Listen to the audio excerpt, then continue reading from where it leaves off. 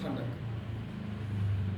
گویا کہ یم انسان نماز ادا کر گویا کہ تم واتو حضور اکرم صلی اللہ علیہ وسلم تم واتو تکلیف تم واتو ٹھنڈک مگر یم انسان نماز ادا کر گویا کہ تم واتو حضور اکرم صلی اللہ علیہ وسلم علیہ باللہ تعالی تکلیف تو نماز تو آزان مختصر واقعہ اور یہ کرے بیان انشاءاللہ کہ ساری بوزو غور سے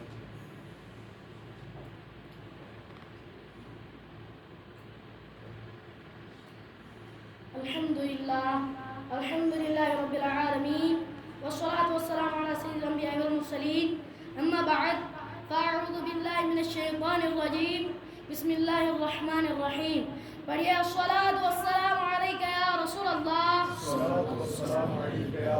وعلى آلك وأصحابك يا حبيب الله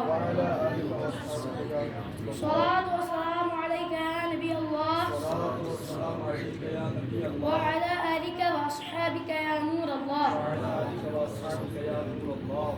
فرمان مصطفیٰ صلی اللہ تعالی علیہ وسلم جس کے پاس میرا ذکر ہوا اور وہ مجھ پر درود شریف نہ پڑھے تو وہ لوگوں میں سے کنجوس ترین شخص ہے صلو علی الحبیب صلی اللہ تعالی علی محمد صلی اللہ تعالی علیہ وسلم حضرت سیدنا ابو عبداللہ رحمۃ اللہ تعالی علیہ ایک مسجد میں مؤذن تھے.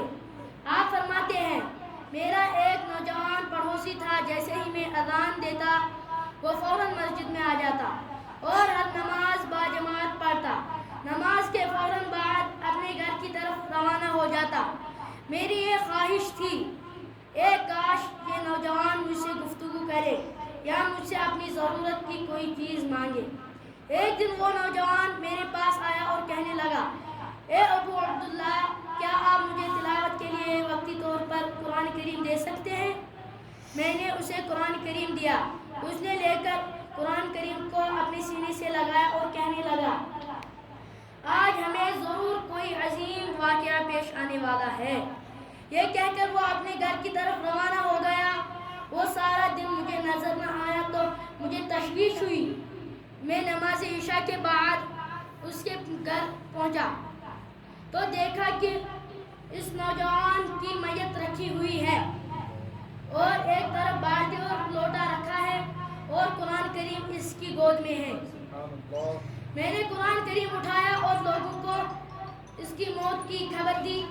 پھر ہم نے اسے اٹھا کر چارپائی پر رکھا.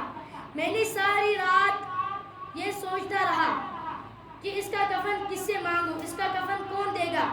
جب نماز فجر کا وقت ہوا تو میں نے اذان دی اور پھر جیسے ہی مسجد میں داخل ہوا تو مجھے محراب میں ایک نور سا نظر آیا. جب وہاں پہنچا تو ایک کفن رکھا ہوا ہے. میں نے اسے اٹھا کر گھر رکھ آیا اور اللہ رب العزت کا شکر ادا کیا کہ اس نے کفن کا مسئلہ حل فرما دیا. پھر میں نے نماز فجر شروع کی.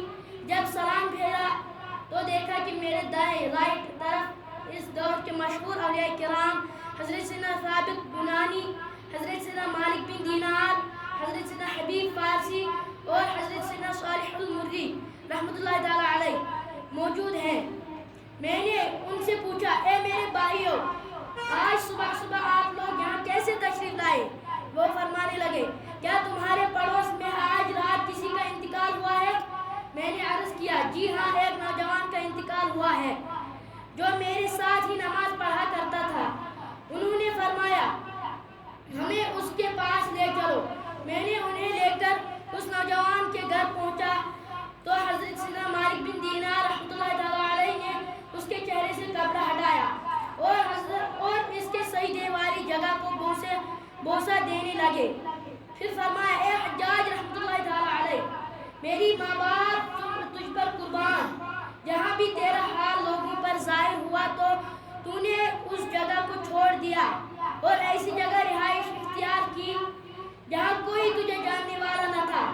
اس کے بعد ان بزرگوں نے اس نوجوان کو غسل دینا شروع کیا. ان میں سے ہر ایک کے پاس ایک کفن تھا. سب یہی فرما رہے تھے اس نوجوان کو میں کفن دوں گا. تو میں نے محراب میں ملنے والا کفن دکھا کر ان سے قصہ عرض کیا. اس کفن دیا جائے گا. پھر ہم نے اسے وہی کفن دیا اور اسی لیے قبرستان کی طرف چل دیے. اس نوجوان کے جنازے میں اتنے لوگ شریک ہوئے کہ ہمیں کندھا دینے کا بھی موقع نہ مل سکا. معلوم نہیں کہ اتنے زیادہ لوگ کہاں سے اس کے جنازے میں شرکت کے لیے آ گئے تھے. اللہ رب العزت کی ان پر رحمت ہو اور ان کے صدقے ہماری بے حساب مغفرت ہو. پیارے پیارے اسلامی بھائیوں کہ ہمیں معلوم ہوا کہ نماز کے کیسے فضائل ہیں، مگر ہم لوگوں کو اللہ عز و جل کا ذرا سا بھی خوف نہیں ہے. مگر ہم لوگوں کو ذرا سا بھی اللہ عز و جل کا خوف نہیں ہے. جیسے کہ ہمیں آخرت میں حساب دینا ہی نہیں ہے، جیسے کہ ہم یہاں سے جائیں گے ہی نہیں اس دنیا سے.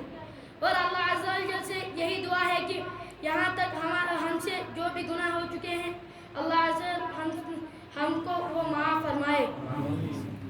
انشاءاللہ عز و جل اس سے آگے اب عمل کرنے کی کوشش کریں گے انشاءاللہ عز و جل.